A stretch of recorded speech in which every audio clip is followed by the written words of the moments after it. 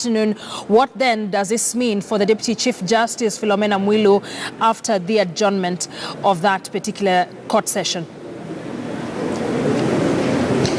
Good afternoon, Akisa. Definitely it's a huge sigh of relief for the Deputy Chief Justice Philomena Mwilu, and as I said early in the morning, definitely this is what we might say extraordinary moments call for extraordinary measures. And after mounting a battery of 44 plus one institution at 44, that is 34 plus one institution plus the second accused having 9, that is a team of about 44 legal minds. Then her defense team has successfully managed to rescue her from the DPP news, because if that would have failed to take place, then she would have taken a plea, and that would have marked her exit from the judiciary, because definitely she would have been forced to leave office, and maybe that would have been the following the footsteps of the first DCJ, Nancy Baraza, because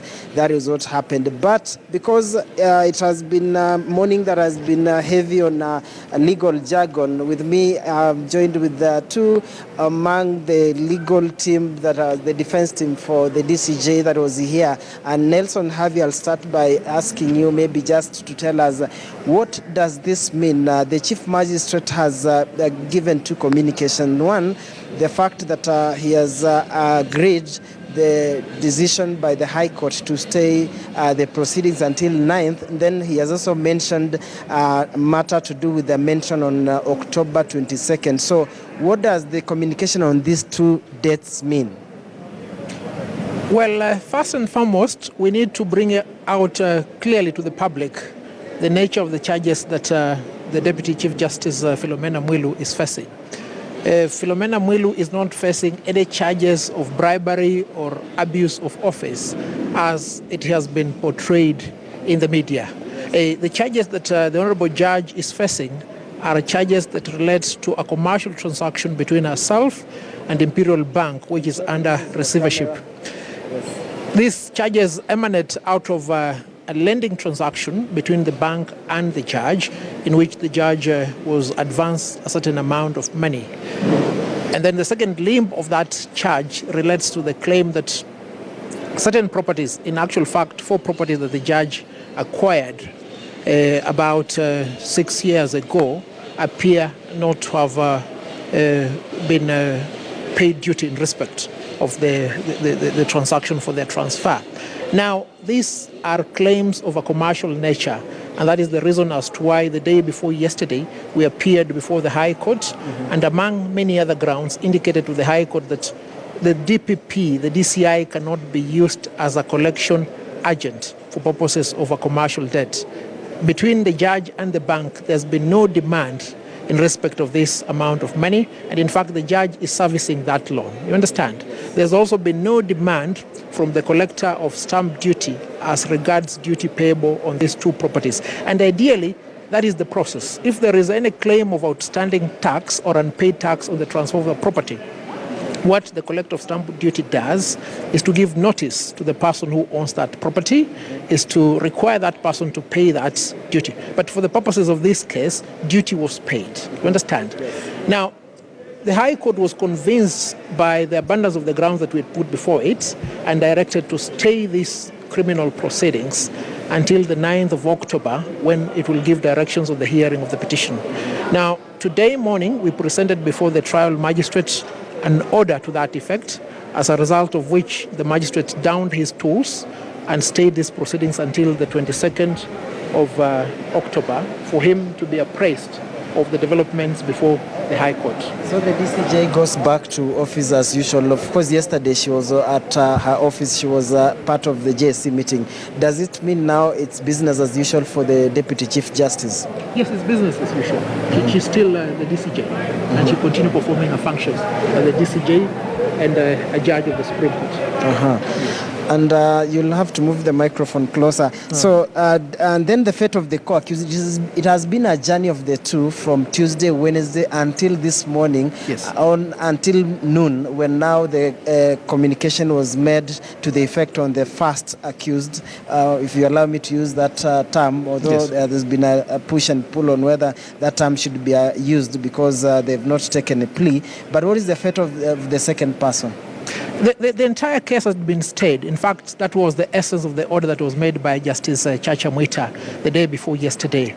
But because the DPP seemed to have taken a very belligerent approach to this matter, it was proper on the part of the second accused to go back to the judge, for the judge to give the clarity that indeed that order of stay applies to both the DCJ as well as to her advocate, the second accused. Now, by the time we appeared before the Honorable Magistrate Mugambi this morning, the final order had not been signed by the High Court, but the order has now been signed. Now, the second accused will have to come back to Honorable Mugambi next week on the 5th of September to present that order.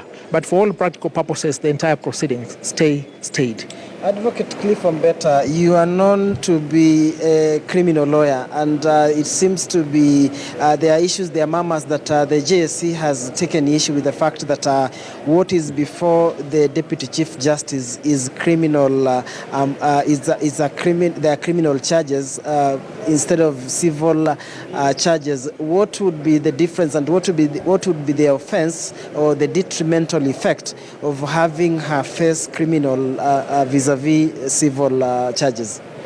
Let me start by saying that the moment you bring the judge to court and charge her with a criminal offense, you will find that this having, like my colleague Javier has indicated, this was a matter of a commercial nature. The moment you bring her into a criminal case, then you have shifted the grounds whereby she's supposed to be able to address you on those issues. Because if it was a criminal matter, then the charges should be specific on what criminal offenses she has done. But they have brought up issues of her not having paid taxes, which we are saying the process is not complete. And if there are claims about it, you can only demand and you can be paid if there are any amounts outstanding. Secondly, loans. How do you criminalize such? This is a matter whereby she had taken loans. Then if she has not paid the loans, and we are saying she is paying or servicing, where is the criminal offense in it? Is it that there is a delay? Is it that she has taken too long? Is it that she's not paying the interest? Is it that she has stopped paying totally? There are avenues then that can be able to be used to address matters of this nature. It is not then practical to try and twist this thing to look like it's a criminal case and try to bring her to court, because the moment she takes plea, then you are forcing her out of the arena of being a judge still, a Deputy Chief Justice, and trying to ask her to resign. And this is actually the intention that seems to have been the DCIs and the DPP. Because for them to be even present at the time of arrest, for them to come there and try and take her, when they have not taken this matter to the JSC, when they have not taken it to be tested in the JSC, because the moment these claims are brought to the JSC can also test these things and see whether she is fit to be in office or not. We are running out of time, but I want to ask you, would you confirm that the DCJ, you are part of her defense team, and is it a confirmation that yes, she has filed an affidavit that touches on the person of the president, or is there an affidavit that the DCJ has filed to that effect? No, you cannot say that she has filed an affidavit that personally touches on the president. She has only filed an affidavit to show her complaints about the whole issue, about the process, about the unfairness of the whole process, and why she should not be tried in this matter. Those are the issues that she has raised in that affidavit. And you see, these are matters that she has been previously cleared. She has gone through vetting. So the moment these things crop up all of a sudden, then you yourself can question yourself and wonder, why all of a sudden? Is there another intention? So probably the intentions are there. We shall, of course, unearth them as we go on with the case. But at this particular moment, her complaints are genuine. They are bona fide. So the courts have seen the weighty issues that have been raised. And therefore, they have stopped this matter for the time being.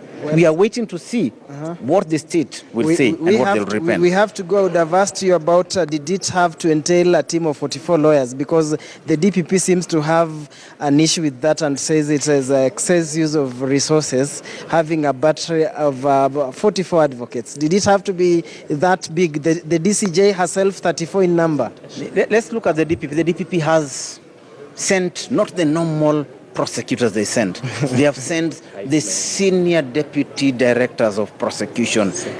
All of them, the secretary to that office, as well as all that, a formidable team. In fact, the DPP has a whole office that is handling this matter.